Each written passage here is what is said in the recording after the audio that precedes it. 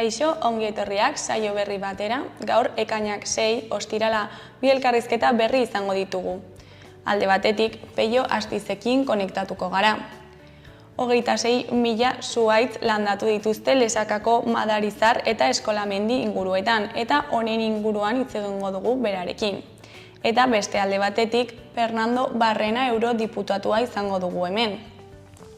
Fernandorekin bigai landuko ditugu, alde batetik, Europar Batasunean euskara ofiziala izateko eskaera egin zela eta bozkaketa atzeratu egin dela.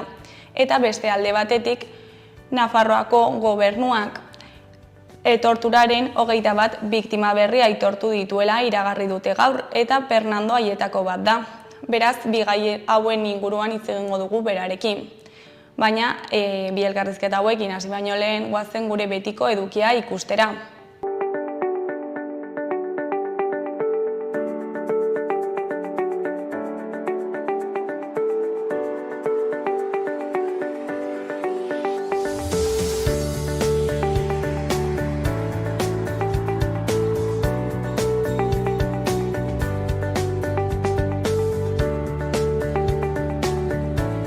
Goazen gaurko efemerideak ikustera. Gaurko egun batean, 1935ko ekainaren 6an, Generalitateko presidente Luis Companys eta 6 kontseilari espetxeratu zituzten Espainiako epaitegiek. Matxinada militarra egotzita 30 urteko zigorra ezarri zieten, 1934ko urriaren 6an estatu kataluniarra aldarrikatzeagatik. Urte batzuk geroago, 1949an, 1984 eleberria argitaratu zuen George Orwellek. Eleberri distopiko horretan anaia nagusiak dena kontrolpean duen gizarte autoritarioa deskribatzen du. Zesbeko erregimen estalinistaren kritikatzat hartu izan da, Orwell trotskista baitzen. Halere, bere azalpenetan totalitarismoaren implikazio intelektualak parodiatzen zituela adierazi zuen Orwellek. Idazlea 1950 hasieran hil zen, eleberriaren arrakasta bizi gabe. Egun berean, baina 1978an, Bilbon greba zeuden Firestone enpresako 100 langilek Banco de Bilbao banketxea blokeatu zuten goiz osoan. Banketxearen bulegoan ilara luzeak sortu zituzten, langile bakoitzak 100 peseta inguruko kontu korronteak zabaltzeari ekin baitzion, ahalik eta balio txikieneko txanponak erabiliz. Eta bukatzeko, 1988ko ekainaren 6an, Joseba Elosegik Espainiako Armadaren Madrilgo museotik frankistek 36ko guda trofeo gisa erakusten zuten Itxarkundiaga gudariaren batailoaren ikurrina berreskuratu zuen.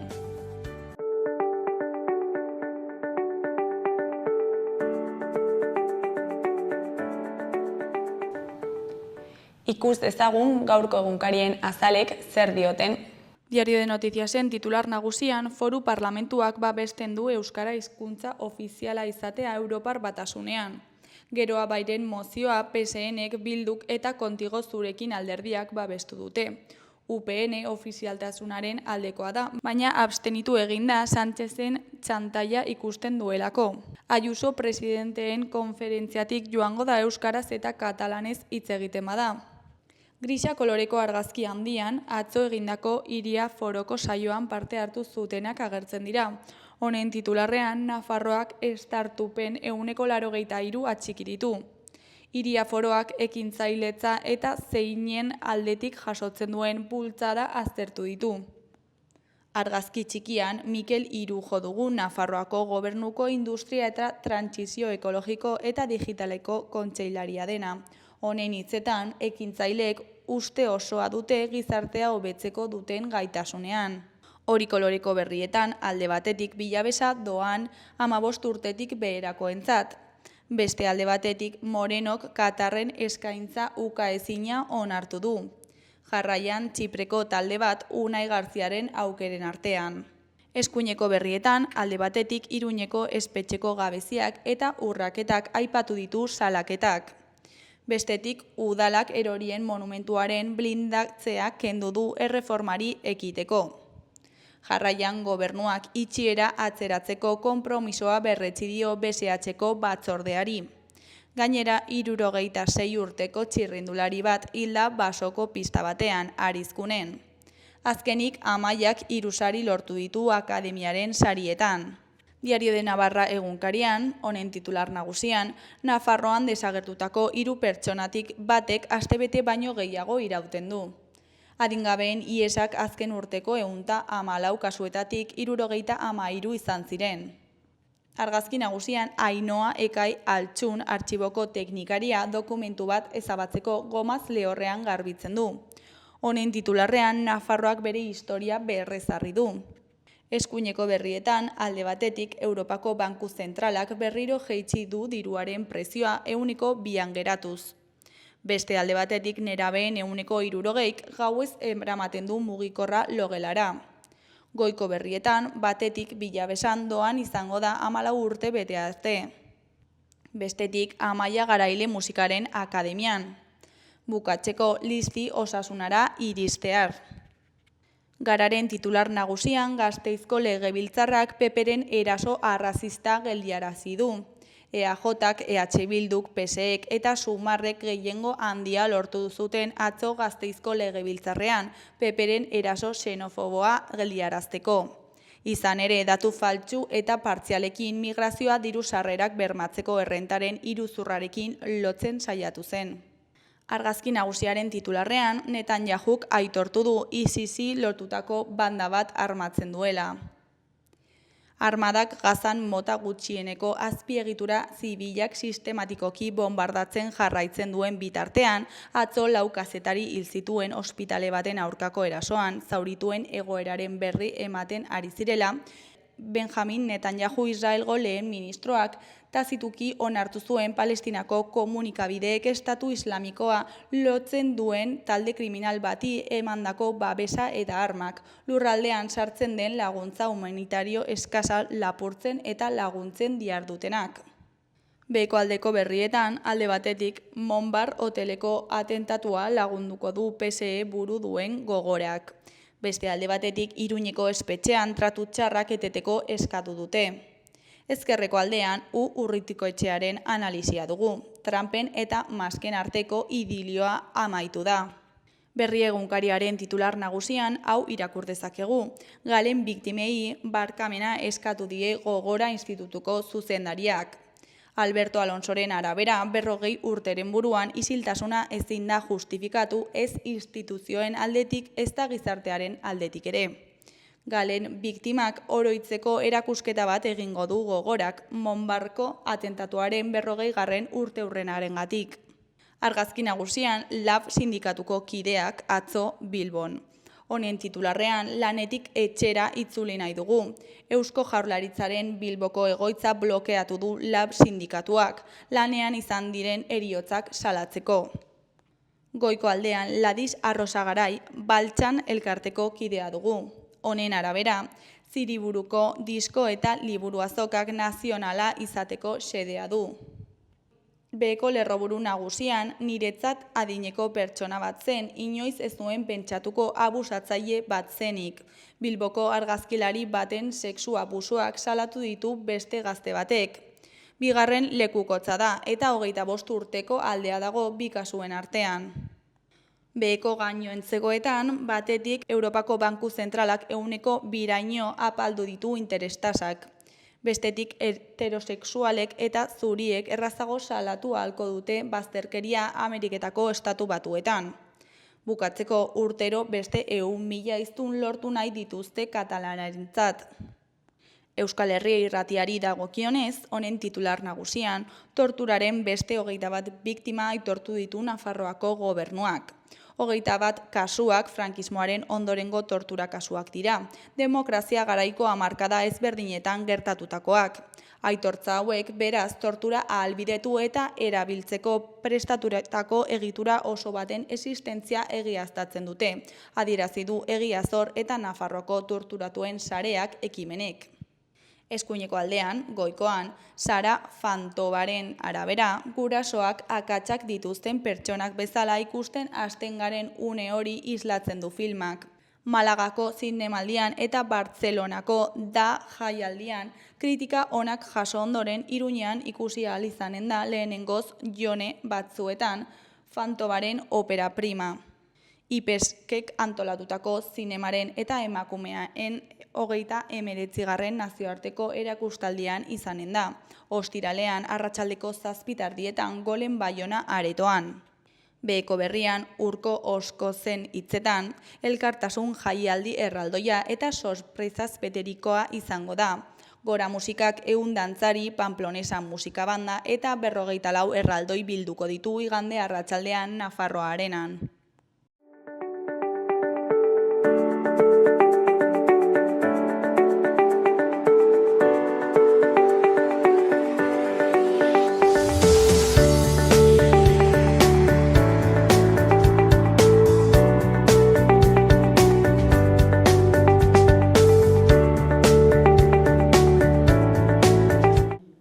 Kaixo, lehen aipatu dugun bezala, orain Peio Astizekin gaude. Kaixo, Peio, zer moduz? Egunon, ongi eta zu? Oso ongi baita ere. Bueno, 26.000 zuhaitz landatu dituzte hor Lesakako Madarizar eta eskolamendi inguruetan, ezta? Bai, hori izan du da, Europatik etorri zaizkigun diru laguntzakin, Next Generation programan buruz, orduan horrekin Nafar gobernuak laguntza horrekin sartu egin dugu landaketa hori. Eta zuek proiektu bat gauzatu duzue, zergatik hasi zarete proiektu honekin, ezakit beharren bat ikusi duzue? Bai, bueno, azken urte hauetan hemen izan du dire 2021 eta 2015 izan duzen zuteak izan du ziren eta errezen, zuhaiz dezente errezen, eta hortik aparte, pinu intzignizare asko zen, eta gaitza baten bidez, gehiena ihartu zen, orduan. Hor gelditu ziren eremu handik zuhaitzik gabe, eta hor azken 4 urteotan egin dire landaketa dezente. Igual denetara 120 hektarea landatu dire, eta aurtengoa ere, horiekin batera, dijoa bizka bat ez. Orduan, zute bat egon zen eta horren ondorioz zuhaitz asko erreziren eta horregatik orain bir landatu dituzue. Ez dakit zuhaitz berberak landatu dituzue edo berdinak, mota berekoak edo beste mota batekoak diren? Ez, bueno, lehen asko koniferak ziren pinua eta antzekoak, eta orain indugu koniferak ere sartu ditugu, baina pixka bat, gure idea da bertako zuhaitzak bultzatzea, ez? Eta orain, adibidez, hor eremu batean sartu ditugu 11.000 zuhaitz, eta horietatik erdiak hemengoak dire, bertakoak, eta gainekoak dire pinua edo antzekoak. Eta beste eremuan sartu dire, itxas pinuak sartu dire, 14.000 planta inguru, eta gutxi gara bera hori izan du da, eta azken urteetako sartu direnak ere, horti dihoazte bizka bat. Eta landaketa egin baino lehen, ez dakit lurra aztertu behar den, ez dakit bateragarria den landatu behar dituzuen zuhaitzekin, ez dakit nola den prozesua. Bai, guk duela,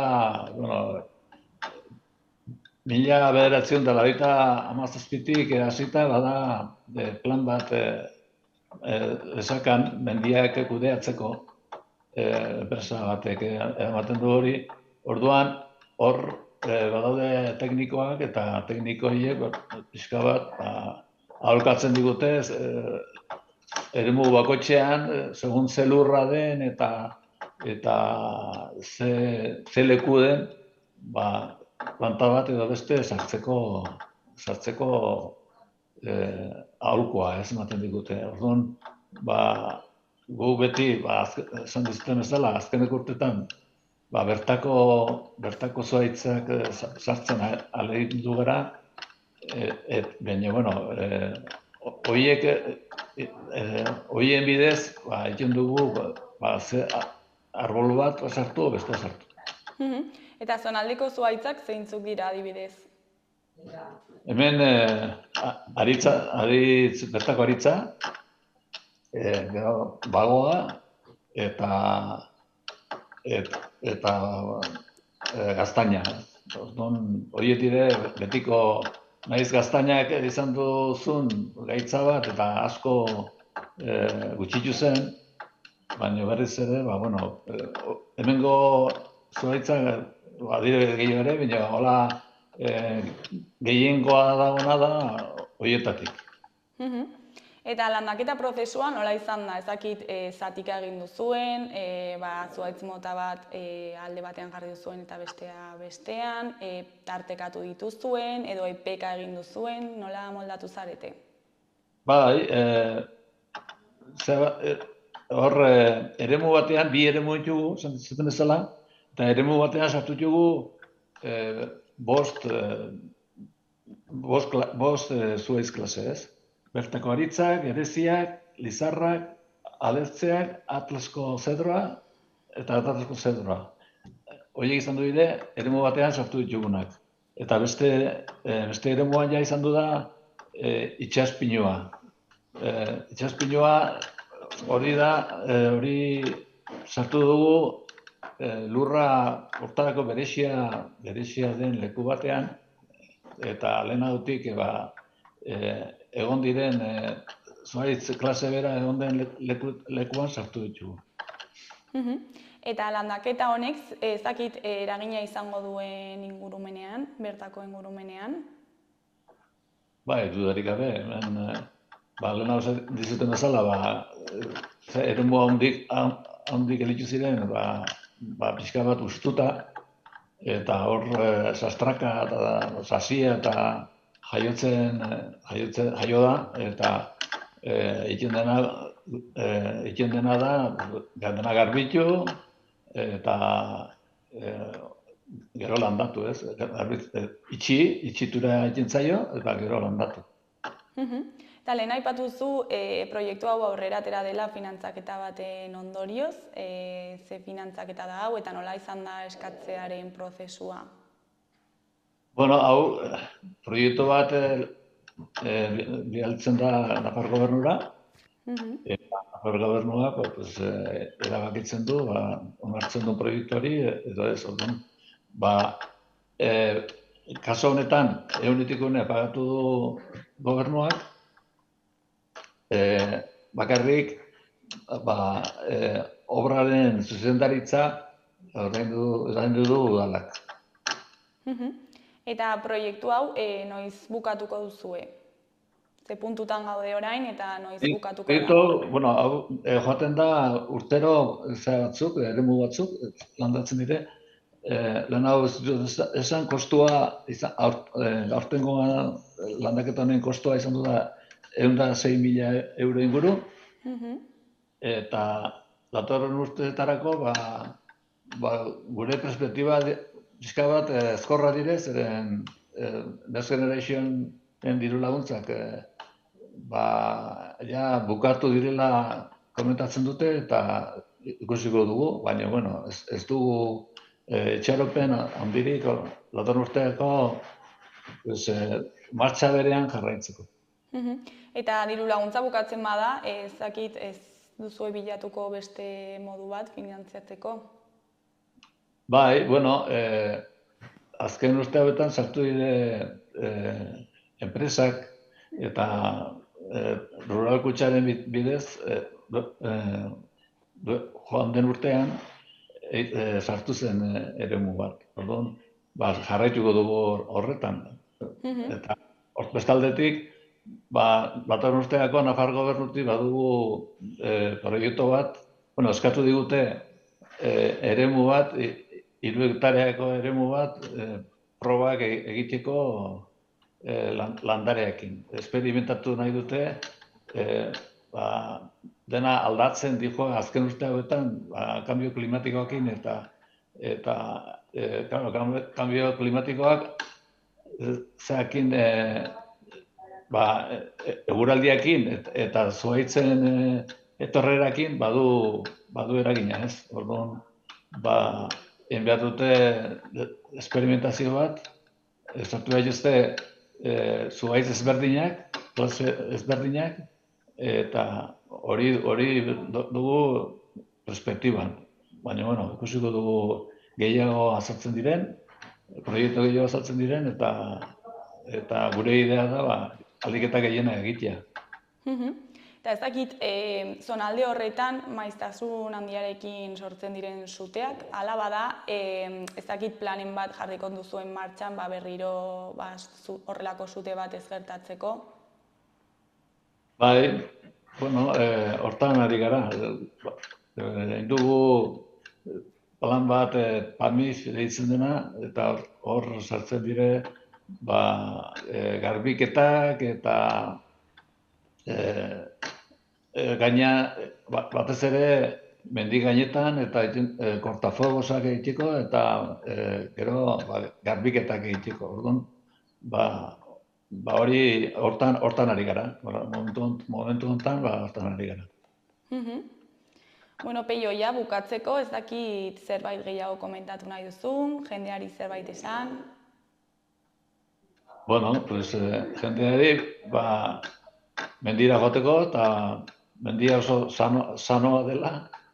Eta hemen mendia ez da bakarrik, zuhaitzak ez dire bakarrik eurra ateratzeko eta hortik diru ateratzen, baizik eta jendea ongi pasatzeko eta animatu, ez? Mendia joteko. Bueno, Peio, zuri eskerrak eman gurekin konektatzeagatik eta zuhaitz landak eta gurekin partekatzeagatik eta ea zer moduz joaten den hurrengo urteko landaketak. Ongi da, eskerrik asko.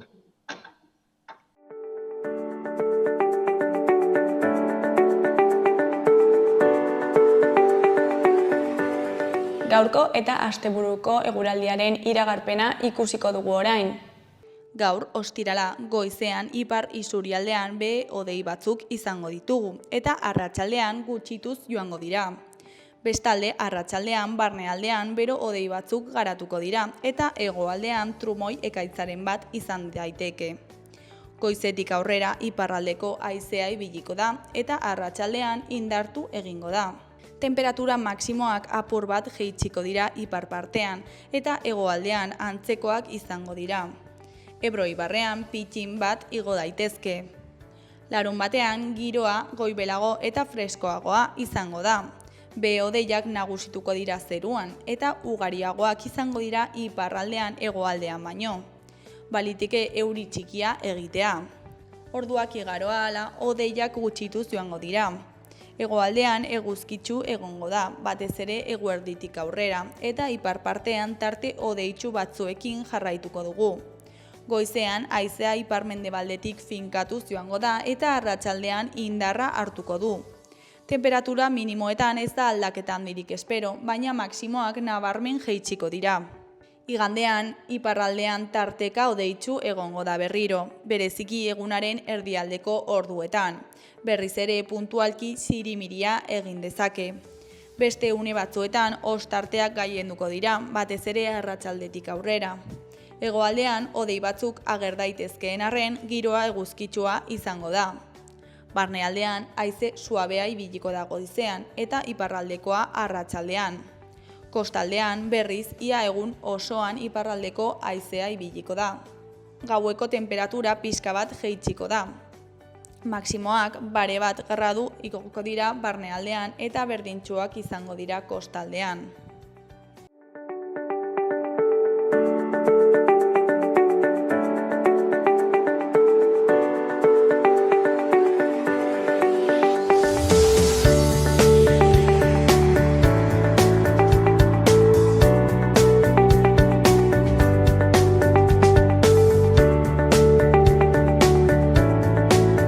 Kaixo, lehen aipatugun bezala, orain Fernando Barrenarekin gaude, eurodiputatua dena. Kaixo, zer moduz? Egunon, zer moduz? Osa, ongi, baita ere. Euskara Europar Batasunean ofiziala izateko eskaria egin zenuten, ezta? Eta gaia zerrendan jarri zen berriro, baina berriz ere atzeratu egin da, ezta? Bai, hori da. Bakizu hor azkeneko urte terdi honetan lantzen ari den kontu bat dela. Estatu Espainoleko gobernuak eskaria egin du Europar Kontseiluan, estatu guztiak biltzen diren instituzio horretan, euskara, katalanera eta galegoa ofizialak izan daitezen, Europar Batasuneko hizkuntza ofizialak izan daitezen. Eta hor, gune horren funtzionamenduagatik, jakina denez, erabakiak hau batez hartu egin behar dira. Eta orain arte behintzat, gertatu egin da, hainbat estatuk, arazo batzuk jarri dituztela, retizentzia batzuk jarri dituztela mai gainean, eta beraz, horregatik joan da erabakitzen hurrengo bileretarako ustea.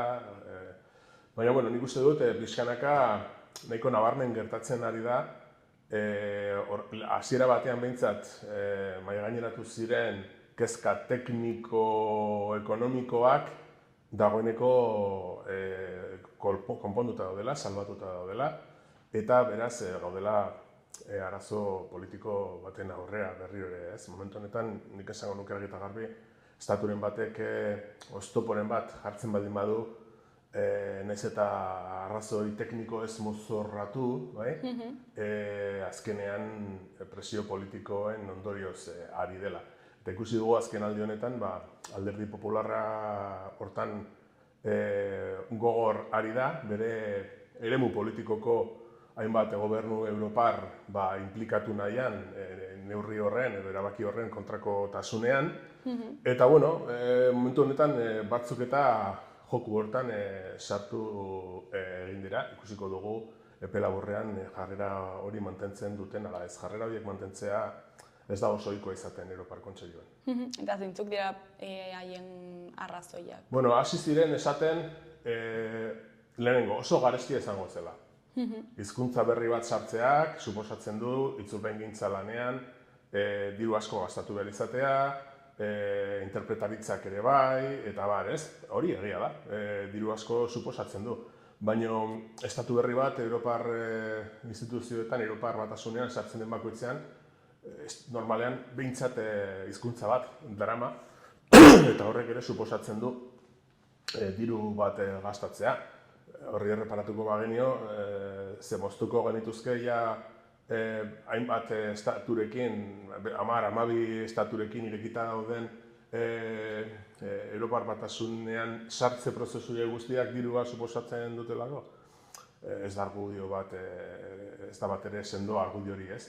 Horri Estatu Espainolak erantzun egin dio, nahiz eta kosto bat suposatu, gobernu espainolak ordaindu egingo duela. Beraz ez duela kalte ekonomiko horik suposatuko Madriletik eta ordainduko delako.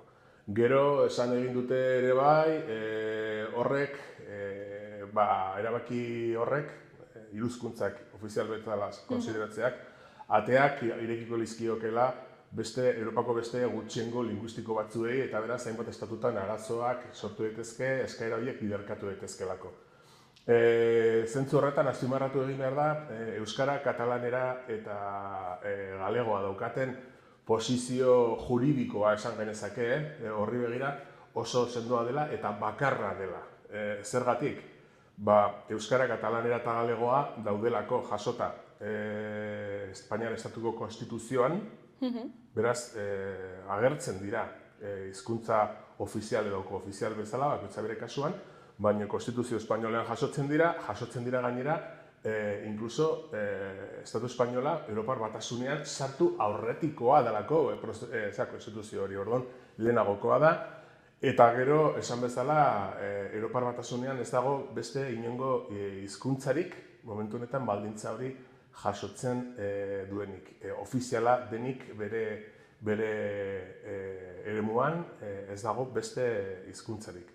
Eta gainera, argudiatu egiten da, modu positiboan, estatuko instituzioetan, Kongresuan eta Senatuan, Euskara, Katalanera eta Galegoaren erabilpena ere normalizatuta dagoela, kakotxartean normalizatuta, erabil egiten dela arazorik gabe, hori ere pisuzko argumentazio bat da egoera juridiko sendo horri begira. Nik esan dut, hau argudio juridiko bat dela, eta sendoa dela. Nire ustez ere, nire ikuspegi partikularretik gehituko nuke Euskara, Katalanera eta Galegoa Europar Batasuneko hizkuntza ofizialak izatera iritsiko balira, horrek ere etorkizunean ondorioak izan litzazkela Europan zehar barreiatuta dauden estaturik gabeko nazioetako hizkuntzen aitortzari begira. Baina aitortu egin behar da juridikoki behintzat beste liga batean jokatzen ari direla, oraindik ere aitortza ofizial hori beraien esparruetan ez dutelako lortu. Eta ze onura ekarriko lizkieke hizkuntza hauei ofizialtasuna lortzea? Bueno, oso handia, zeren hitz egiten ari gara erabaki potente bati buruz. Suposatuko luke Euskara, gure kasuan, kokatzea egun Europar Batasunak ofizialak dituen 24 hizkuntzen plano berean, bete behar eta eskubide guztiekin. Horrek zer esan nahi du? Dagoen lege produkzio guztia adibidez, euskaraz ere egon beharko luke. Ez bakarrik hemendik aurrera egongo litzakena, baizik eta orain arte egindako guztia.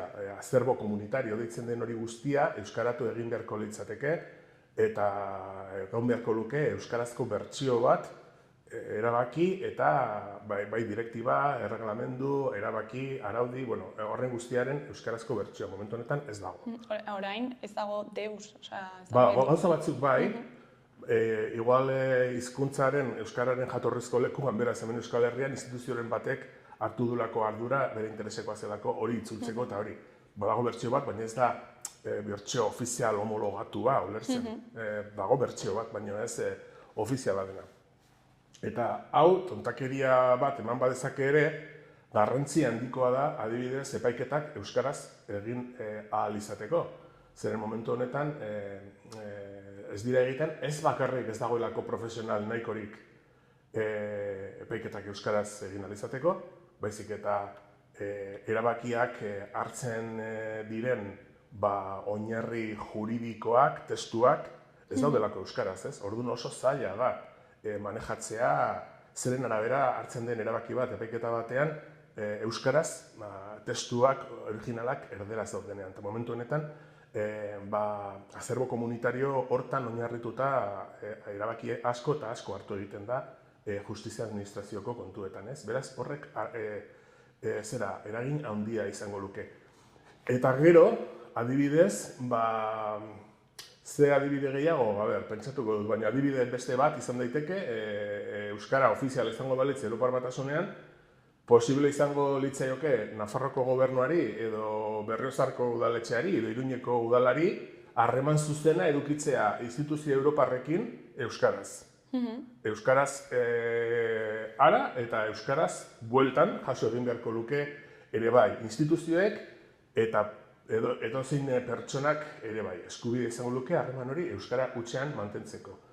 Etiketaian adibidez, egun gauza askotan eta erosten ditugu gauzak eta agertzen da horri handi bat, adibidez altzari bat nola montatu egin behar denez, hizkuntza pilo batean agertzen dira argibide horiek. Euskara ofiziala balitz Europar Batasunean, paper horren baitan ere aurkitu beharko genituzke argibideak euskaraz.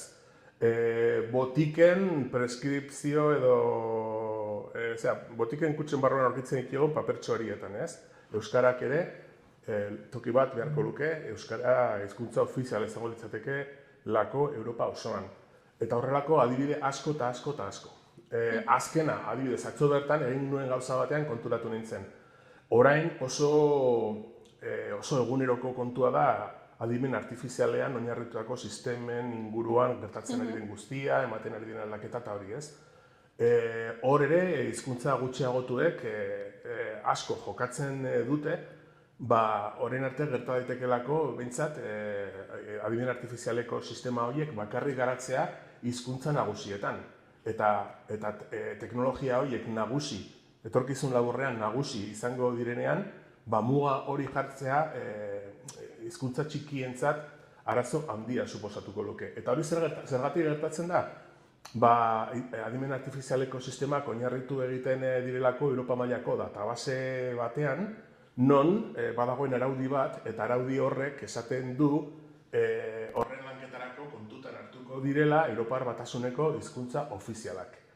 Orduan, euskara hor egotea besteekin parean maila berean, suposatuko luke ere bai, teknologia berrien garapenerako eta euskara kontutan hartua izango litzakela derrigorrez, ez litzateke autu bat izango, derrigorrez hor egon beharko luke. Eta beraz, asko eta asko izango lirateke ondorioak. Ahaztu gabe jakina horrek euskara Europa Batasuneko gainontzeko 24 hizkuntza ofizial horiekin batera egotea, berdintasun plano batean, zer suposatuko lukeen euskararen hizkuntzaren kategoriarako eta baita zergatik ez hiztun komunitatearen autoestimarako, ez? Nik uste dut oso neurri potente baten aurrean gaude. Eta adibidez, horrela orain pil-pilean dagoen gai bat da euskarazko ikusentzun asko ez daudela, ez? Horretan eragina izango luke. Jakina, zer momentu honetan Europar baditu hizkuntza eta gehiago kultur politika batzuk garatu egiten direnak programa ezberdinetan, direnak Erasmus Plus edo Horizon, hezkuntza aldean, eta bat. Horrek ez luke bakarrik posibilitatuko politika eta programa horien guztien garapena euskaraz, baizik eta garapen hori euskaratik ere egin ahal izatea, ez?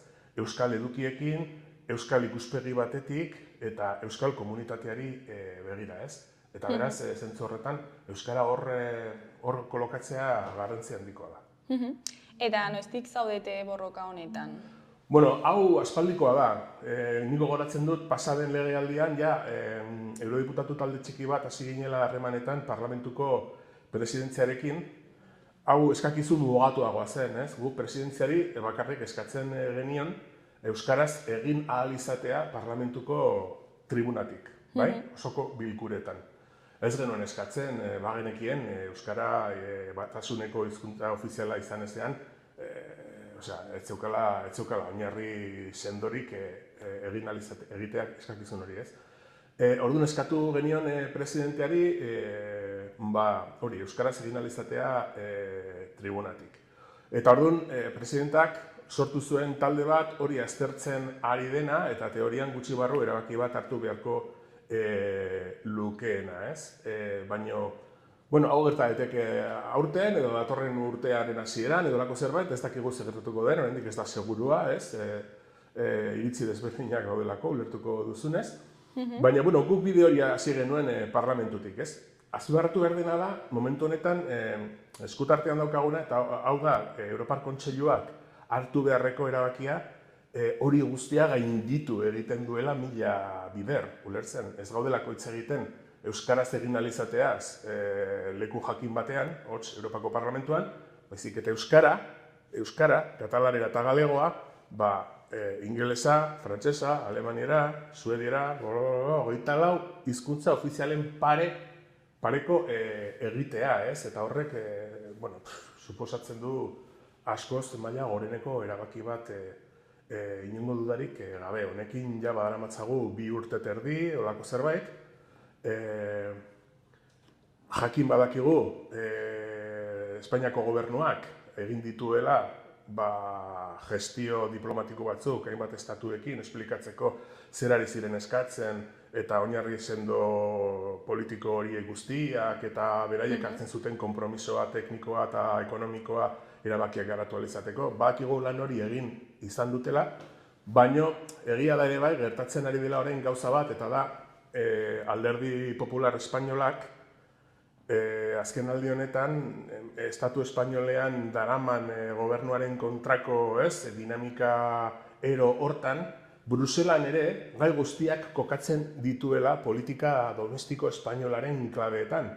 Eta momentu honetan erabaki egin dutela beraien orbita politikoko gobernuak implikatzen saiatzea ofizialtasunaren kontrako posizio honetan, ez? Ikusiko dugu zer gertatzen den, oraindik ere Poloniaren presidentziako bilera bat falta da, ekainaren 30 aurretik. Gero bestela daniarrak sartzen dira uztailaren batean, ez du urdurik jarri behar.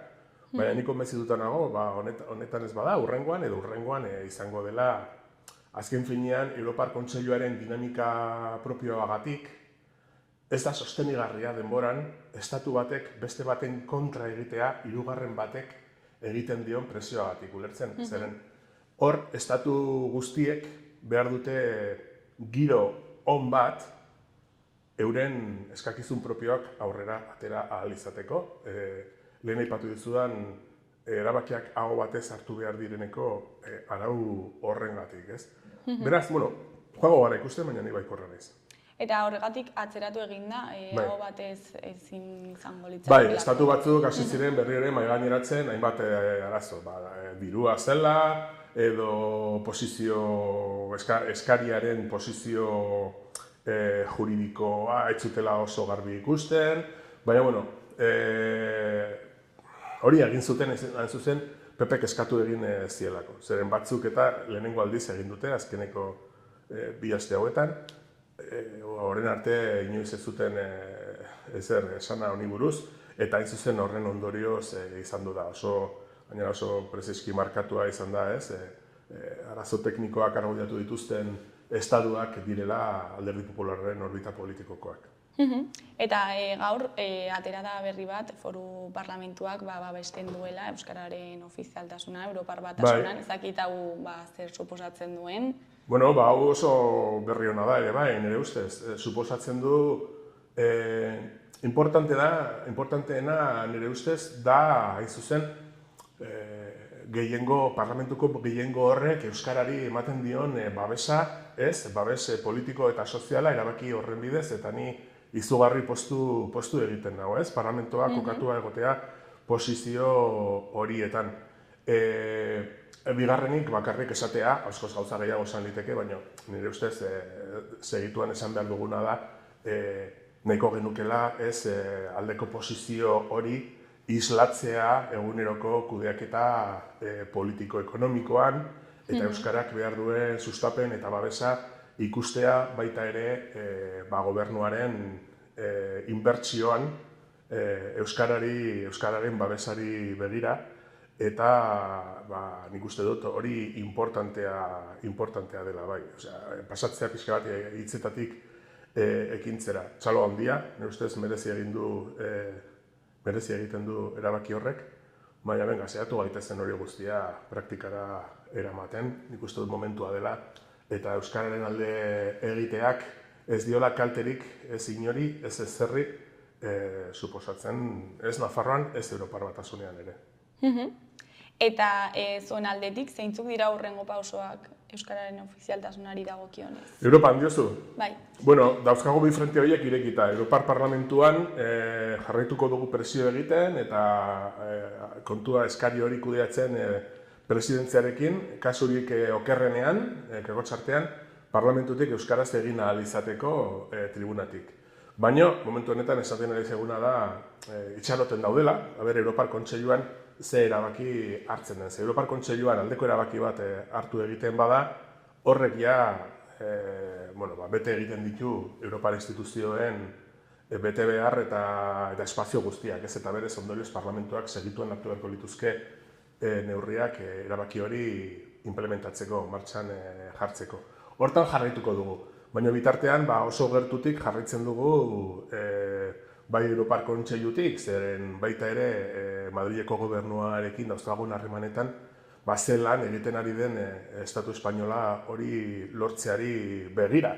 Zoritxarrez, ez eurodiputatu, ez alderdi politiko bezala, ez daukagu sarbiderik Europar Kontseiluan hor bakarrik bildu egiten direlako estatu kide diren estatuen ordezkariak, ez? Baina bai aukera daukagu beraien inguruko alderdiekin eta gobernuekin egoteko, eta guk alde horretatik jarraitzen dugu, batetik presioa egiten, hori gauzatu da bien, eta bestetik ere geure burua eta gure albide politiko osoa eskaintzen erabaki hori lehenbailen gauzatu da bien. Gainera hizkuntza gutxitu aintzindari bat daukazu, ez da? Barkatu? Aintzindari moduan badagoela hor Irlanda...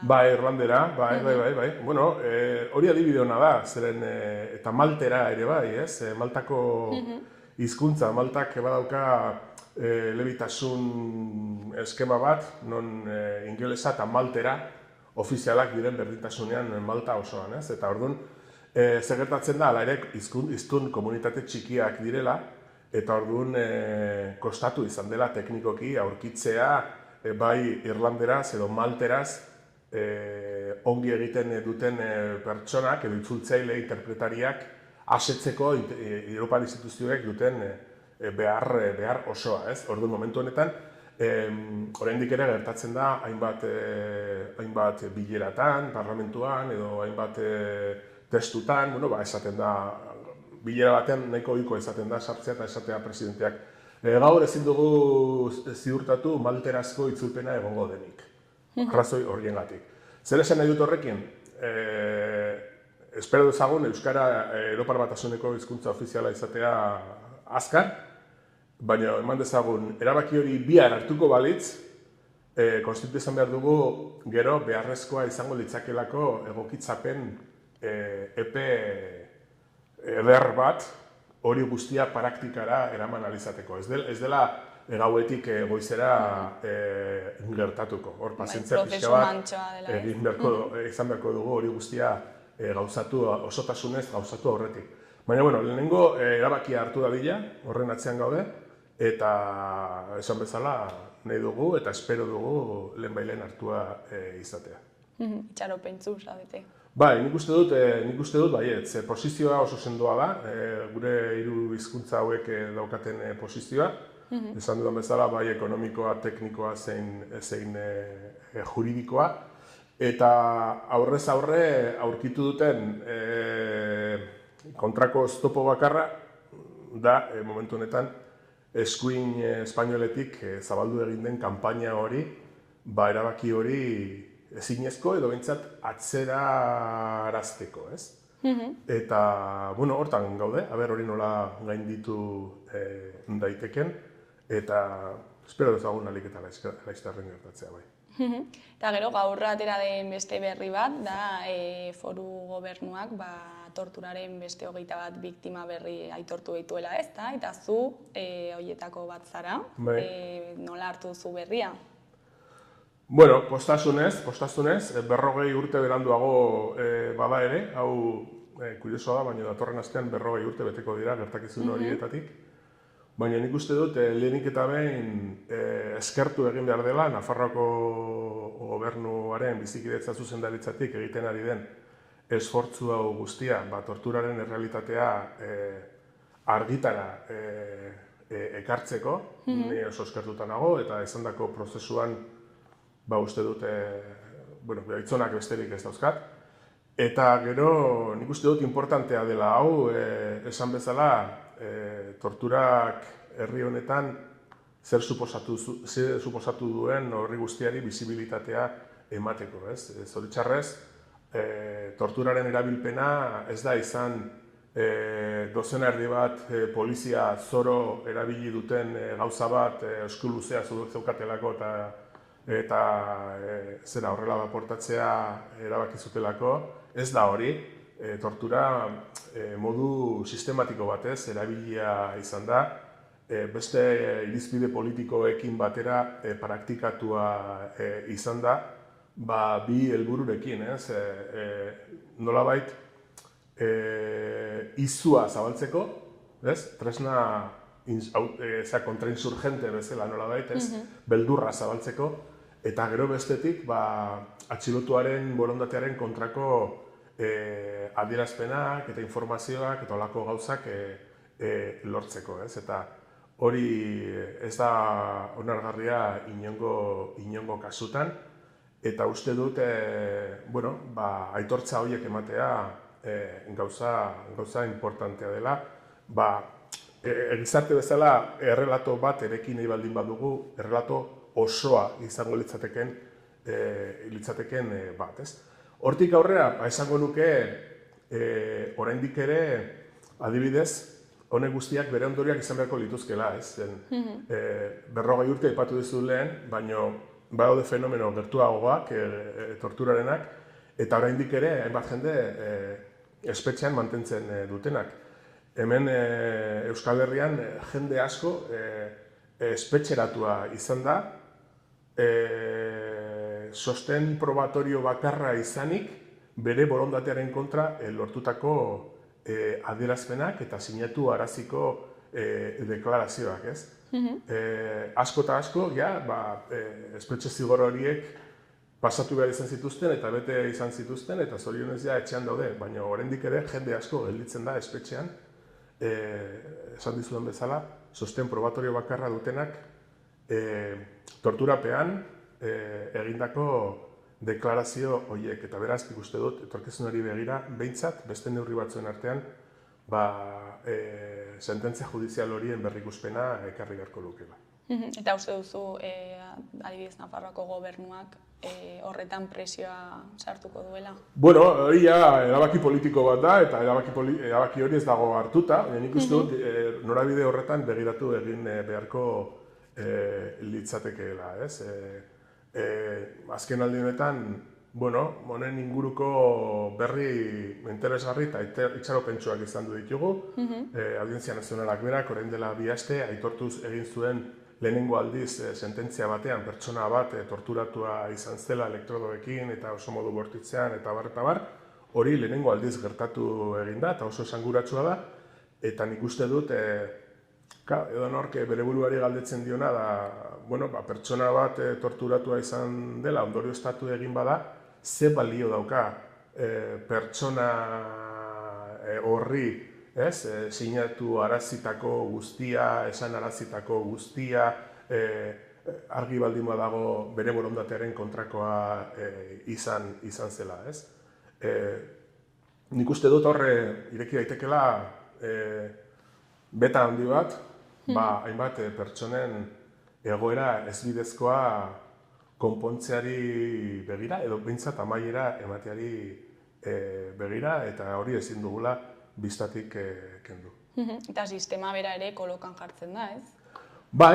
Nik uste dut, sistema zoritxarrez ez da aldatu, baina nik uste dut, gauza hauek oso, ez dira beti ere, ez duzu inoiz ikusiko paper bat, non arduradun polizial edo politiko batzuk agindua ematen dute jendea torturatzeko. Sortu egiten da giro bat, non polizia funtzionariak uste duen bere lana egiteko bidezidor hauek guztiak, violentzia eta torturaren abilpena, esaten nahi naiz, erabiliak izan daitezkela, pertsona bati esan arazteko beraiek nahi duten guztia, ez? Hori izan da praktika orokor eta sistematizatu bat hamarkadetan zehar. Eta argi dago, azkeneko urte hauetan hori ez dela gertatzen ari. Gauza berera noa, hor ere ez dugu inoiz aurkituko paper bat esaten den mesedez ez du torturatu atxilotuak komisaldegietan. Sortu egiten da giro bat, non funtzionarioak eta terrorismoaren kontrako brigada horiek, eta informazio brigada horiek, eta horiek guztiek ikusi egiten dute, torturaren erabilpenak ez duela inongo koberturarik egunerokoan, ez? Eta beraz, egiteari utzi egiten zaio zorionez. Baina argi dago, garai batetik ona, tratu txarren fenomenoa ia desagertuta dagoela, behintzat tresna politiko bezala, hori zoriontzekoa da, eta bakarrik, espero dezagun, aitortza hauen bidez ere, lortzea tortura berriro ez gertatzea inon eta inola ere ez. Eta aitortza hauek erreparaziorako bidean hutsune garrantzitsutzat hartzen dituzu? Bai, nik uste dut erreparazioa interesgarria dela. Mota guztietako bortxakeria pairatu dituzten pertsonek, beren buruarekin bakean bizi ahal izateko, gauza desberdinak behar izaten dituztelako, denak oso desberdinak garelako, ez? Hainbat jendek, torturatik pasatako hainbat jendek, ziur naiz, ez duela beharrik horrelako gauza bat gertatzeko, bere lortu egin duelako, horrekin modu eroso batean bizi ahal izatea, baina esango nuke jende askoren, nahiz eta urte asko pasatu diren, jende askoren hartatze eta sendatze prozesu horietan aitortza hauek erreparazio efektu garrantzitsua daukatela, ez? Eta beraz, nik uste dut gehien bat pertsona horiengan pentsatuta, nik uste dut oso ongi etorriak diren ekintzak direla. Fernando, jazago galdera gehiagorik, ez dakit zerbait gehiago komentatu nahi duzu, jendeari zerbait esan? Bai, nik uste dut lehenengo gaiari helduta, euskararen gaiari helduta, nik uste dut gertatzen aldela paradoxa bat, ez? Lehen aipatu ez duguna. Gertatu daiteke, hilabete batzuk barre Euskara Europar Batasunaren hizkuntza ofiziala izatea, eta Euskararen lurralde osoan, bai, oraindik ere egotea espazio batzuk, eremu batzuk, lurraldearen parte batzuk, non Euskarak ez duen sostengu legalik, ez? Beraz, nik uste dut horrek ere utziko lukeela agerian hizkuntza eskubideak lurralde batean, kasu honetan Nafarroan, zatikatzeak ez duela inoiz zentzurik izan eta hori aldatu egin beharko litzatekeela etorkizunean. Ez gaude inor euskara ikastera behartzeaz ari edo hautaketa, ez dakizte hautaketa zehatz egitera behartzeaz ari. Ez gara hortaz.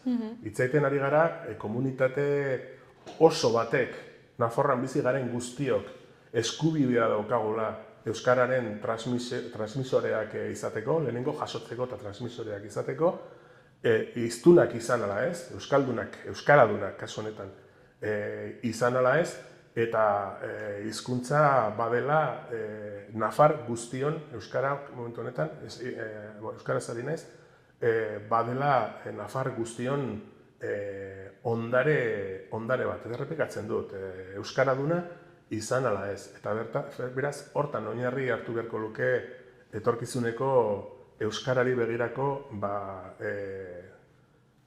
lanketa politikoa, Nafarroko gobernutik, lehenengo parlamentutik, baina baita ere gobernutik, babesa emateko euskarari Nafarroaren lurralde osoan. Eta esan bezala, ea lehenbailen lortzen den euskara hizkuntza ofiziala izatea Europar Batasun osoan, zeren horrek nik uste dut konbentzituta nago aurrera pauso nabarmena suposatuko lukeela. Fernando, mila esker, zure agendan lekutxo bat ateratzeagatik gurekin hitz egiteko, eta hori zer moduz joaten den euskararen ofizialtasunaren bilakaera. Oso ondo, eskerrik askotan eduzen arte. Ondo segi, agur. Agur.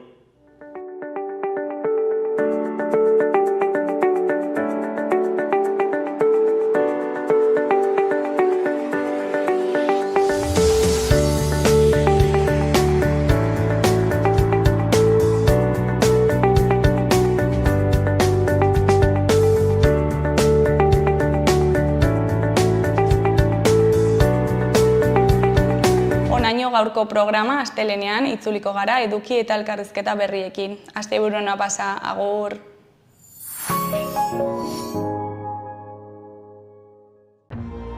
Gobierno de Navarra. Nafarroako gobernua.